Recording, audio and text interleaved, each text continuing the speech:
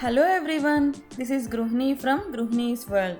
Today I am coming up with delicious bhindi recipe which is little different from our regular way of making bhindi. Also it would be a nice change for us if we can try this different variation which is very tasty. So let's get started.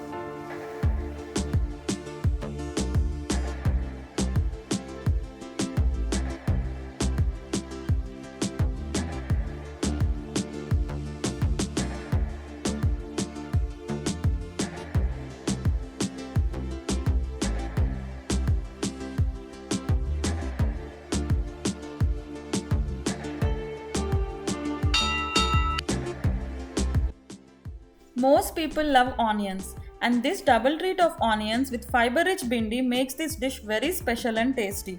So do try this recipe, and if you like our recipes, don't forget to like and share it with your friends and family. Thank you. Bye.